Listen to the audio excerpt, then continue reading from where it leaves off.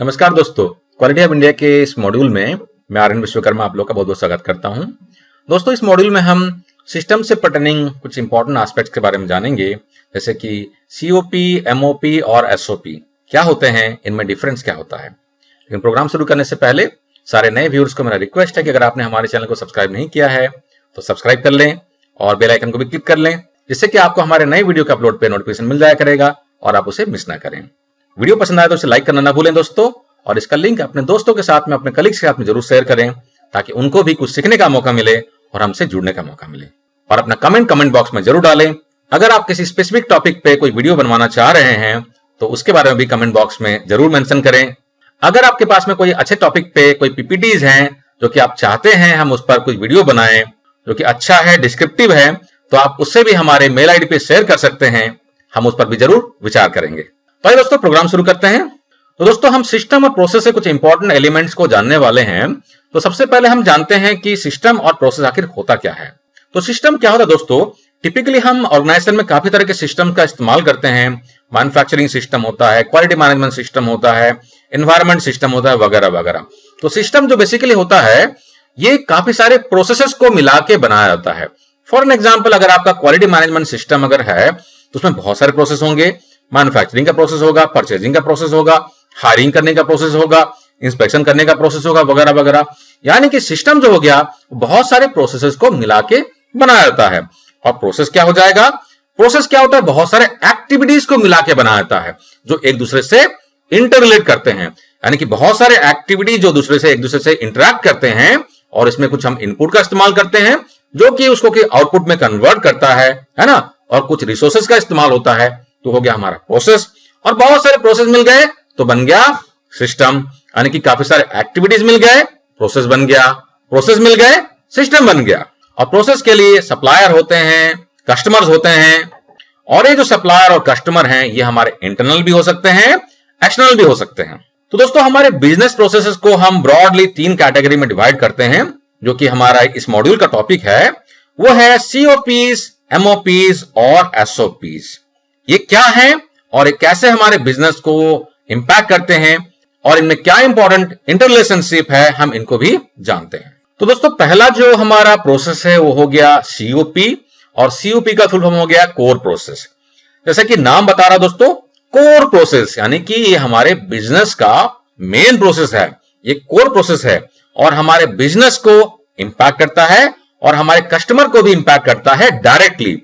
यानी कि हमारे बिजनेस और कस्टमर को डायरेक्टली इंपैक्ट करने वाला प्रोसेस हो गया कोर प्रोसेस। अगर मैं इसमें कुछ एग्जांपल दूं दोस्तों आपको, तो जैसे कि डिजाइन एंड डेवलपमेंट। तो दोस्तों, डिजाइन करना प्रोडक्ट का और डेवलपमेंट करना, ये किसी भी बिजनेस को और कस्टमर को डायरेक्टली इंपैक्ट करता है और डायरेक्टली रिलेवेंट भी रहता है, इसलिए कोर प्रोसेस है। नेक्स्ट प्रोसेस हो गया ऑर्डर मैनेजमेंट। कस्टमर का ऑर्डर आ गया, उसके हिसाब से आपको प्रोडक्शन करना है, उसके हिसाब से आपको मैन्युफैक्चरिंग करना है, आगे बढ़ाना है ना। तो ऑर्डर को मैनेज करना ये भी डायरेक्टली कोर प्रोसेस बनता है। जैसे कि ऑर्डर को मैनेज करने के लिए हम ऑर्डर का एंट्री करेंगे, फुलफिलमेंट करेंगे, फोरकास्टिंग करेंगे कितना ऑर्डर आने वाला है, और डिमांड के हिसाब से हम प्लानिंग करेंगे। ये सारा मेरा ऑर्डर मैनेजमेंट का हिस्सा हो गया और डायरेक्टली मेरे कस्टमर को इंपैक्ट करता है, बिजनेस को इंपैक्ट करता है, इसलिए मेरा ये कोर प्रोसेस हो गया।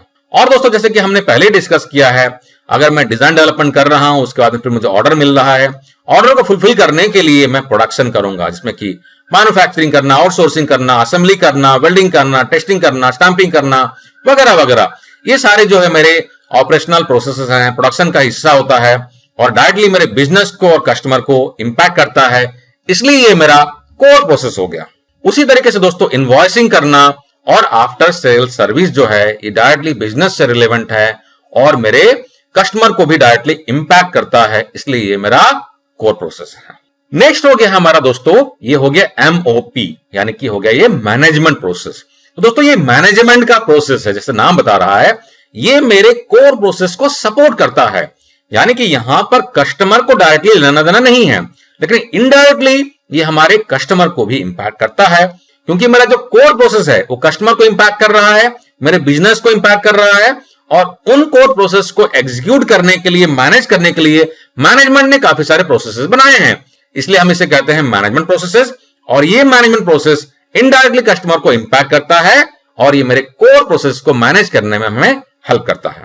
तो दोस्तों अगर इसका हम एग्जांपल ले लें, यानी कि एमओपी का एग्जांपल ले लें, तो क्वालिटी पॉलिसी एंड ऑब्जेक्टिव, हालांकि ये जो है कस्टमर को डायरेक्टली लेना देना नहीं होता है। फॉर एग्जांपल अगर आप एक मैन्युफैक्चरिंग कंपनी है तो कस्टमर को अल्टीमेटली प्रोडक्ट से लेना देना होता है, लेकिन प्रोडक्ट के लिए आपको सिस्टम बनाना जरूरी है और उसके लिए क्वालिटी पॉलिसी और ऑब्जेक्टिव वगैरह होना चाहिए, जो कि मैनेजमेंट के प्रोसेस का हिस्सा होता है। तो ये डायरेक्टली तो नहीं, इनडायरेक्टली लेकिन मेरे कस्टमर को इंपैक्ट करता है और ये मैनेजमेंट प्रोसेस है और मेरे कोर प्रोसेस को सपोर्ट करता है।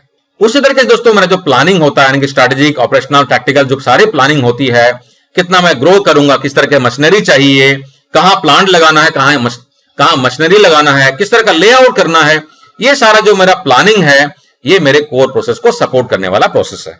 मेरा रिसोर्स मैनेजमेंट, यानी कि हर तरीके के रिसोर्स, मैन पावर चाहिए, मशीनरी चाहिए, टूल टैकल चाहिए, इक्विपमेंट चाहिए, ये भी मेरे कोर प्रोसेस को सपोर्ट करता है। अगर मैं रिसोर्स मैनेज नहीं करूंगा तो मेरा कोर प्रोसेस सही तरीके से नहीं चलेगा। मेरा कस्टमर फोकस, ये भी मेरा इनडायरेक्ट प्रोसेस है, कस्टमर को इंपैक्ट करता है लेकिन इनडायरेक्टली इंपैक्ट करता है। तो कस्टमर को फोकस करने वाला मेरा सिटी क्या है, सीटीबी क्या है, वगैरह वगैरह, उन सारी चीजों को मैं आइडेंटिफाई करूंगा और अकॉर्डिंगली अपने प्रोसेस को मैं ट्विक करूंगा, उस पर एक्शन लूंगा, कंट्रोल करूंगा, ताकि मेरा कस्टमर सेटिस्फेक्शन बना रहे। और दोस्तों मैनेजमेंट रिव्यू, ये कुछ एग्जांपल हो गया दोस्तों ब्रॉड लेवल में, जैसे कि आपने इंटरनल ऑडिट किया है, मैनेजमेंट का रिव्यू किया है, वगैरह वगैरह। ये सारे क्या है, आपके मैनेजमेंट प्रोसेस हैं जो कि सिस्टम को कंट्रोल करने के लिए, आपके प्रोसेस को एफिशिएंटली रन करने के लिए हम इस्तेमाल करते हैं। हमारा जो थर्ड प्रोसेस हो गया दोस्तों वो हो गया एसओपी, यानी कि सपोर्ट प्रोसेसेस हैं।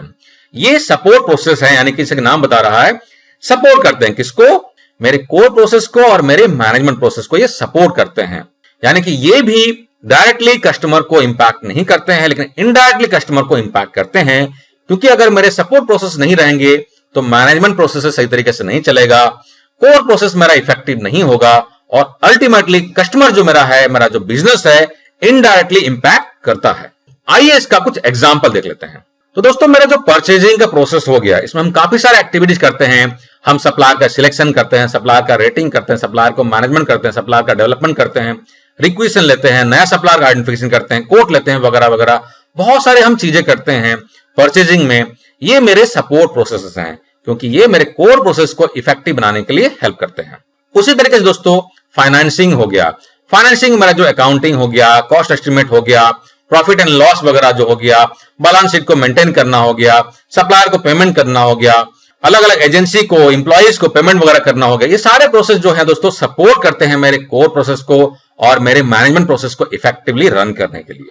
कुछ और एग्जांपल ले ले दोस्तों ब्रॉड लेवल में, तो क्वालिटी के जो एक्टिविटीज हो गए, ह्यूमन रिसोर्स डिपार्टमेंट के, आईटी के, लीगल के, इंजीनियरिंग के, इसमें से काफी सारे एक्टिविटीज जो होते हैं मेरे, वो सपोर्ट प्रोसेस होते हैं जो कि कोर प्रोसेस को और मैनेजमेंट प्रोसेस को इफेक्टिवली रन करने के लिए हेल्प करते हैं।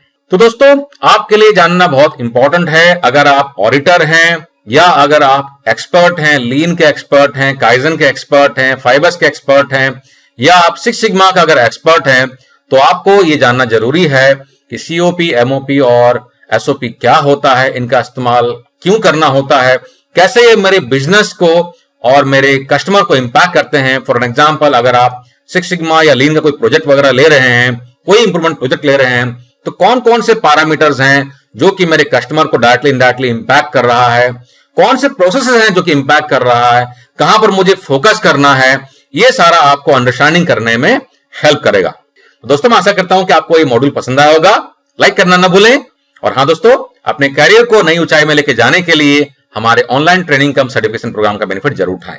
काफी सारे ट्रेनिंग प्रोग्राम है दोस्तों, जिसमें कि लीन सिक्स सिग्मा काफी सारे सर्टिफिकेशन प्रोग्राम हैं, काफी सारे तरह के इंटरनल ऑडिटिंग के प्रोग्राम हैं, प्रोग्राम हमारे टीक्यूएम पे है, टीपीएम पे है, मिनीटैप पे है, 5S expert, kaizen expert, problem solving, बहुत सारे प्रोग्राम है दोस्तों। काफी अच्छा रेस्पॉन्स आपसे मिल रहा है और मैं चाहूंगा कि आप सब लोग इसका फायदा उठाएं और अपने कैरियर को आगे बढ़ाएं। प्रोग्राम के बारे में डिटेल में जानने के लिए दोस्तों हमारे वेबसाइट courses.qualityhubindia.com पे आप विजिट कर सकते हैं या www.qualityhubindia.com पे जाके आप कोर्सेज सेक्शन में भी जा सकते हैं। आप क्वालिटी हब इंडिया के ऐप को गूगल प्ले स्टोर से भी डाउनलोड कर सकते हैं और उसके थ्रू से भी आप हमारे कोर्सेज को डायरेक्टली बाय कर सकते हैं और घर बैठे अपने कन्वीनियंस से काफी कुछ सीख सकते हैं और घर बैठे भी टेस्ट आपका हो जाएगा, सर्टिफिकेट भी आपको घर बैठे रिसीव हो जाएगा। किसी भी तरह की क्वेरी होने पर दोस्तों आप हमारे मेल आईडी पे या फोन नंबर पे कॉल करके हमसे कांटेक्ट कर सकते हैं। यहां तक कि हमारे प्रोग्राम के दौरान में भी अगर कोई क्वेरी होती है, हम हमारे स्टूडेंट को सपोर्ट करते हैं और उनके हर क्वेरी को हम रिजॉल्व करते हैं। तो हमारे साथ बने रहने के लिए बहुत बहुत धन्यवाद दोस्तों। टेक केयर, जय हिंद।